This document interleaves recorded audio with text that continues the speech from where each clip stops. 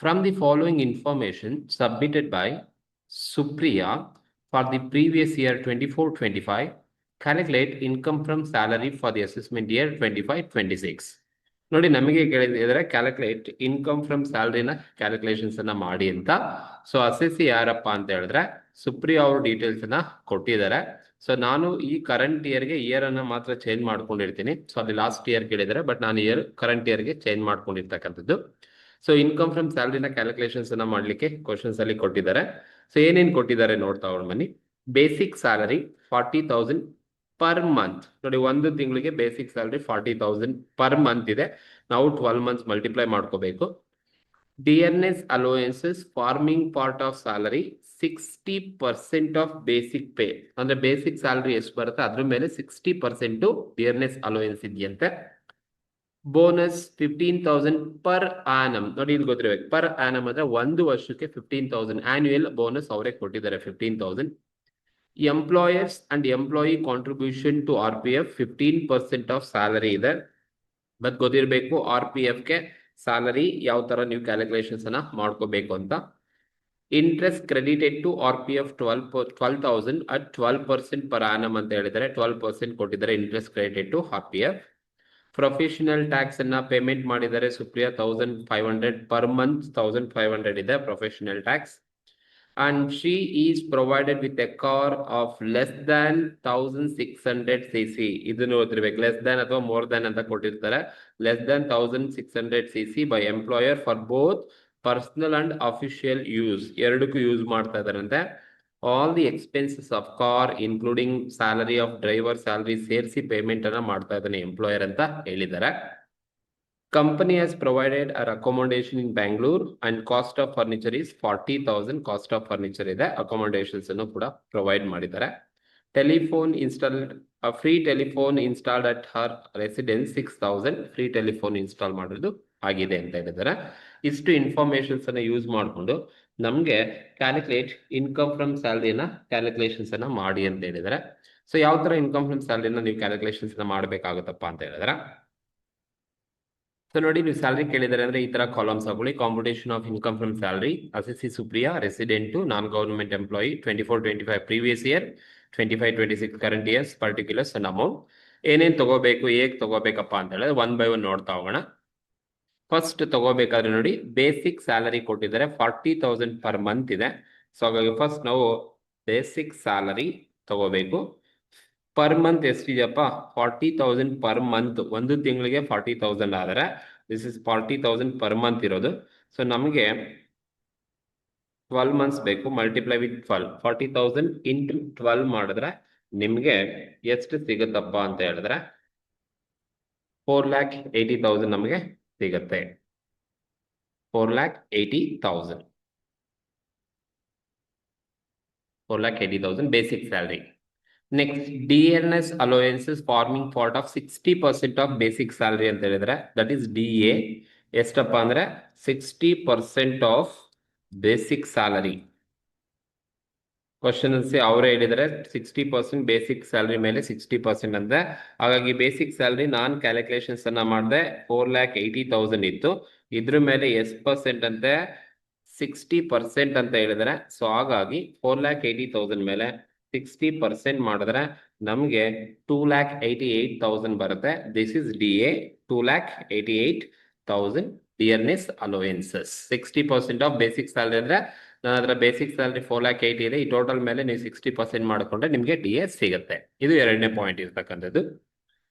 Next, bonus ಅವರೇ ಕೊಟ್ಟಿದ್ರೆ 15,000 per annum ಅಂತ ಹೇಳಿದರೆ. ಸೊ ಹಾಗಾಗಿ ಬೋನಸ್ ಎಷ್ಟಪ್ಪ, 15,000 ಅವರೇ ಕೊಟ್ಟಿದ್ದಾರೆ ಪರ್ ಆನಮ್.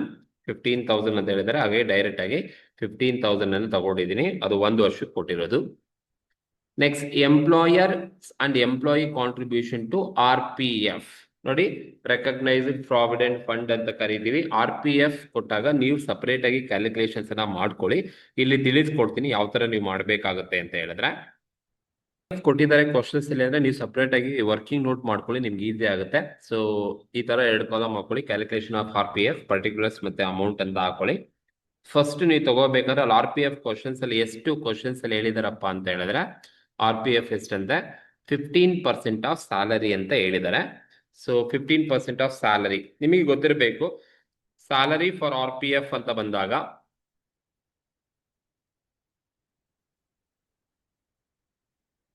ನೋಡಿ, RPFಗೆ ನೀವು ಸ್ಯಾಲರಿ ಅಂದ್ರೆ ಏನೇನು ತಗೋಬೇಕಪ್ಪ ಅಂತ ಹೇಳಿದ್ರೆ, so basic salary plus DA that is covered ಇರ್ತಕ್ಕಂಥ DA ತಗೋಬೇಕು, ಪ್ಲಸ್ ಡಿಯರ್ನೆಸ್ ಪೇ ಕೊಟ್ಟಿದ್ರೆ DP ಪ್ಲಸ್ ಕಮಿಷನ್ ಅನ್ನು ಕೂಡ ನೀವು ತಗೋಬೇಕಾಗುತ್ತೆ. ಸೊ ಇದು RPFಗೆ ಇರ್ತಕ್ಕಂಥದ್ದು. ಸೊ ಇಷ್ಟು ಮಾತ್ರ ತಗೊಳ್ಳೋದು, ಯಾವುದು ಕೂಡ ತಗೊಳಕ್ ಹೋಗ್ಬೇಡಿ. ಸೊ RPFಗೆ ಮತ್ತೆ HRAಗೆ ಏನ್ ಮಾಡ್ತೀರಾ ಅದೇ ತರನೇ RPFಗೆ salary basic plus DA cover DP ಮತ್ತೆ ಕಮಿಷನ್ಸ್ ಅನ್ನ ತಗೋಬೇಕಾಗುತ್ತೆ. ಸೊ ಈಗ ಕ್ವಶನ್ಸ್ ಅಲ್ಲಿ ಏನೇನ್ ಕೊಟ್ಟಿದ್ದಾರಪ್ಪ, ಬೇಸಿಕ್ ಸ್ಯಾಲರಿ 4,80,000 ಇದೆ, DA ಬಂದು 2,88,000 ಇದೆ, DP ಮತ್ತೆ ಕಮಿಷನ್ಸ್ ಕ್ವಶನ್ಸ್ ಅಲ್ಲಿ ಇಲ್ಲ. ಸೊ ಹಾಗಾಗಿ ನಾನೀಗ ತಗೊಳ್ತೀನಿ ಸ್ಯಾಲರಿ ಫಾರ್ RPF ಅಂತ ಬಂದಾಗ, ಬೇಸಿಕ್ ಸ್ಯಾಲರಿ ನಾವೇ ಕ್ಯಾಲ್ಕುಲೇಷನ್ಸ್ ಅನ್ನ ಮಾಡಿದ್ರೆ 4,80,000 ಬೇಸಿಕ್ ಸ್ಯಾಲರಿ ಇದೆ, ಪ್ಲಸ್ DA ಬಂದು 2,88,000 ಇದೆ, ಪ್ಲಸ್ DP ಕ್ವಶನ್ಸ್ ಅಲ್ಲಿ ಇಲ್ಲ 0, ಅಂಡ್ ಪ್ಲಸ್ ಕಮಿಷನ್ ಕ್ವಶನ್ಸ್ ಅಲ್ಲಿ ಇಲ್ಲ 0.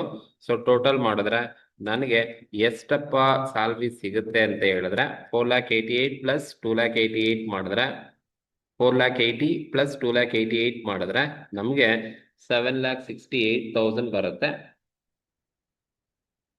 ಸಿಗುತ್ತೆ. ನಾವು RPF ಅನ್ನ ಕ್ಯಾಲ್ಕುಲೇಷನ್ ಮಾಡ್ಬೇಕಾದ್ರೆ ಫಸ್ಟ್ ನೀವು ಸ್ಯಾಲರಿಯನ್ನ ಕ್ಯಾಲ್ಕುಲೇಷನ್ಸ್ ಅನ್ನ ಮಾಡ್ಕೊಳ್ಳಿ.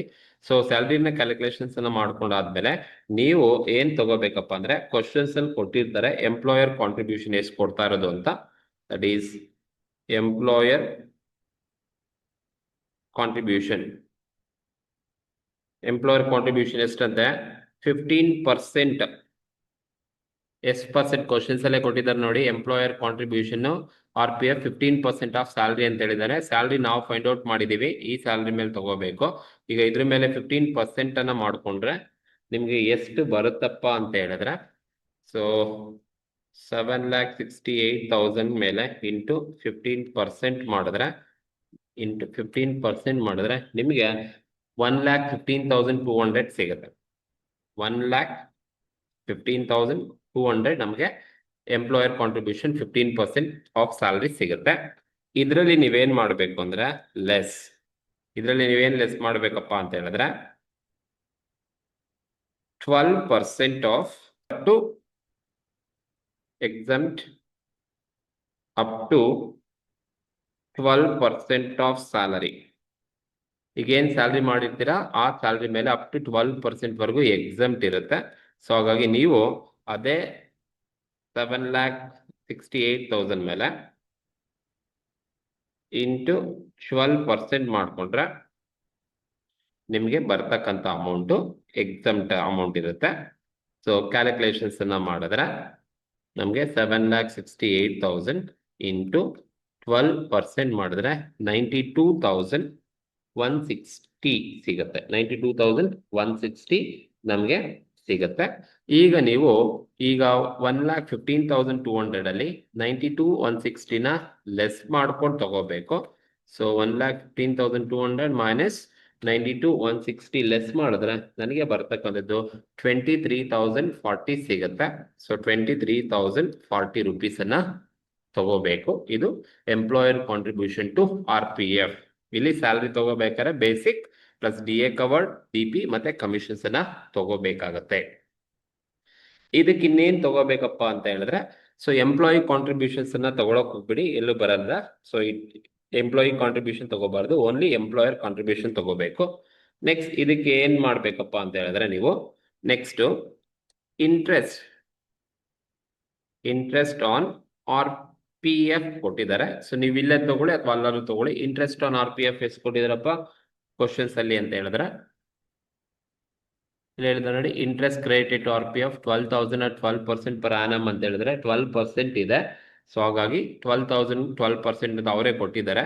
ಇಂಟ್ರೆಸ್ಟ್ ಆನ್ RPF ಅಟ್ 12% ಎಷ್ಟಪ್ಪ ಅಂತ ಹೇಳಿದ್ರೆ 12,000 ಅವರೇ ಕ್ವಶನ್ಸ್ ಅಲ್ಲಿ ಕೊಟ್ಟಿದ್ದಾರೆ. 12,000 ಇಂಟ್ರೆಸ್ಟ್ ಆನ್ RPF 12%. ಬಟ್ ಇದರಲ್ಲಿ ನೀವೇನ್ ಮಾಡ್ಬೇಕು ಅಂದ್ರೆ less exempt up to 9.5%. exempt up to 9.5% exempt ಇರುತ್ತೆ. ಹಾಗಾಗಿ ನಾವು ಆ 12,000 ಏನಿರುತ್ತೆ ಅದರಲ್ಲಿ ಎಕ್ಸಾಮ್ 9.5% ಎಕ್ಸಾಮ್ಟ್ ಅನ್ನ ಲೆಸ್ ಮಾಡ್ಕೊಂಡು ತಗೋಬೇಕಾಗುತ್ತೆ. ನೀವು ಕ್ಯಾಲ್ಕುಲೇಷನ್ಸ್ ಅನ್ನ ಮಾಡಬೇಕಾದ್ರೆ ಕೊಟ್ಟಿರೋ 12,000 ಮೇಲೆ ಇಂಟು 9.5% ಅನ್ನ ನೀವು ಕ್ಯಾಲ್ಕುಲೇಷನ್ಸ್ ಅನ್ನ ಮಾಡ್ಕೋಬೇಕು.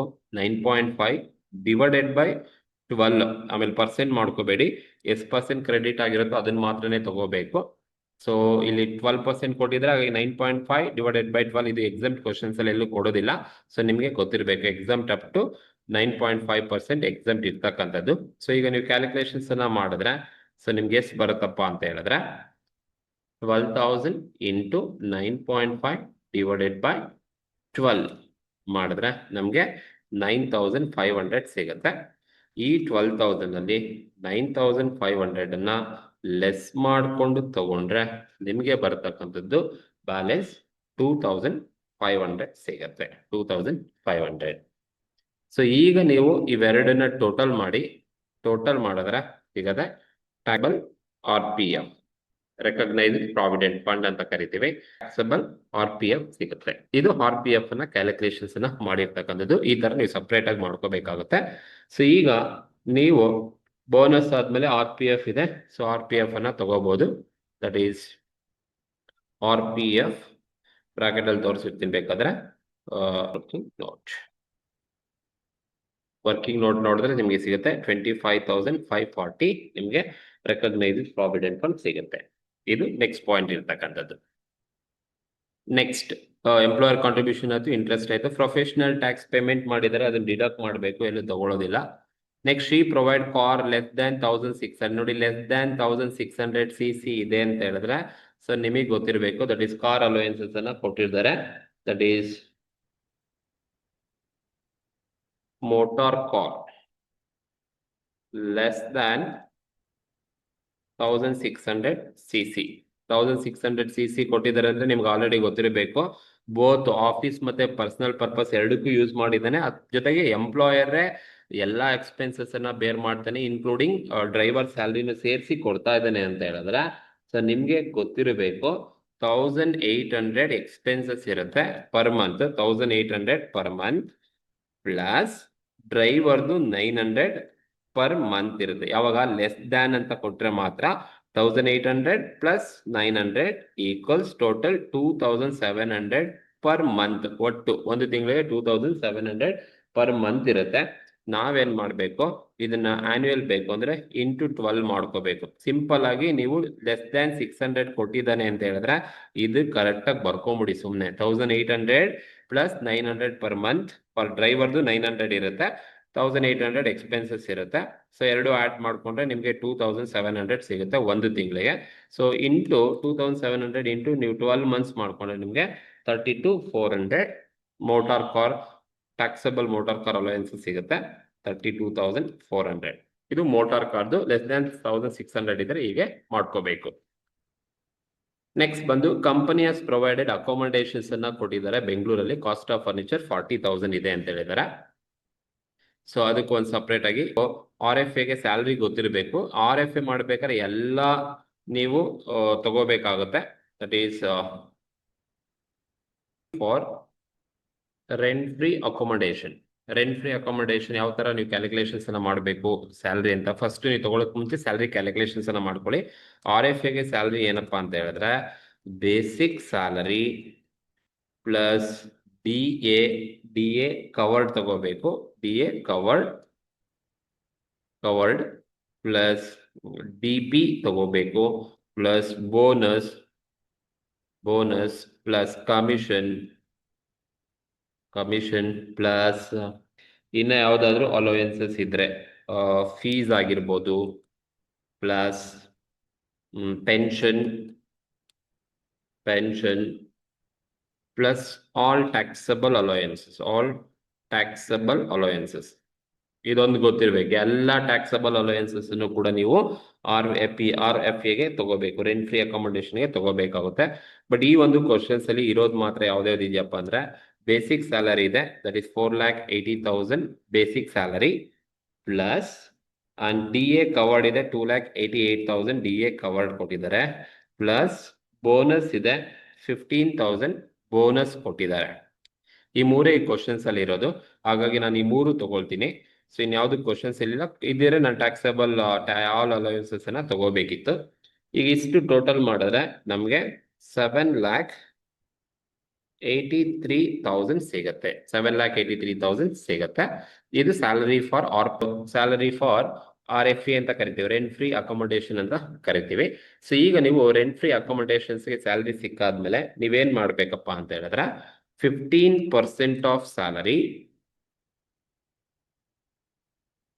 15% ಆಫ್ ಸ್ಯಾಲರಿ 15% ಆಫ್ ಸ್ಯಾಲರಿ ಅಂದ್ರೆ 7,83,000 ಇಂಟು 15%. ನೀವು ಮಾಡ್ಕೋಬೇಕು. 7,83,000 ಇಂಟು 15% ಮಾಡಿದ್ರೆ ನಿಮ್ಗೆ ಎಷ್ಟು ಬರುತ್ತಪ್ಪ ಅಂದ್ರೆ 1,17,450 ಸಿಗುತ್ತೆ. 1,17,450 ಸಿಗುತ್ತೆ 15% ಆಫ್ ಸ್ಯಾಲರಿ.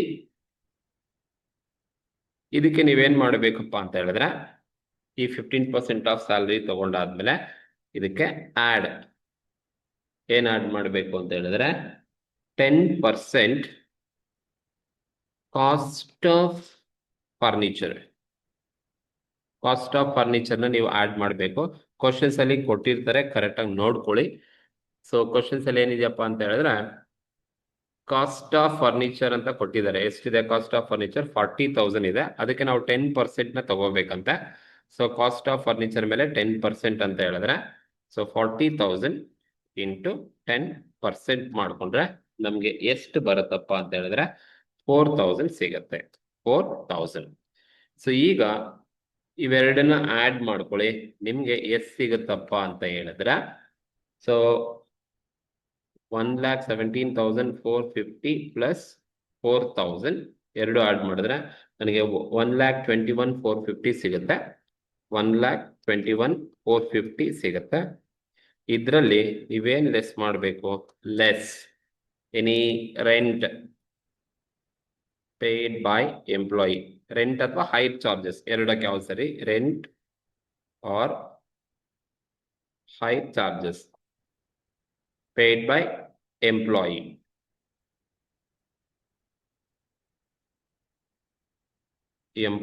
ಯಾವ್ದಾದ್ರು ರೆಂಟ್ ಅಥವಾ ಹೈರ್ ಚಾರ್ಜಸ್ ಎಂಪ್ಲಾಯಿ ಪೇಮೆಂಟ್ ಮಾಡಿದ್ರೆ ಲೆಸ್ ಮಾಡಬೇಕು, ಯಾವುದು ಇಲ್ಲ, ನಿಲ್.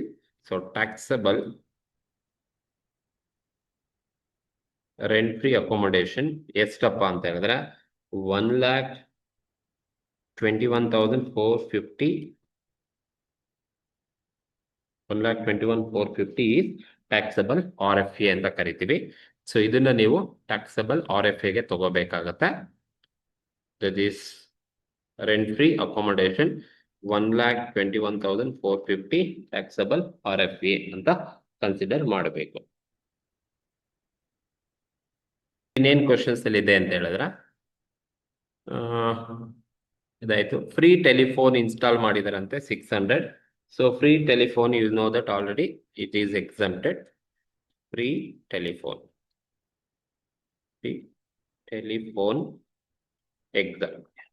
ಎಕ್ಸಮ್ಟ್ ಅಥವಾ ಟ್ಯಾಕ್ಸ್ ಫ್ರೀ ಅಂತ ಕರಿತೀವಿ.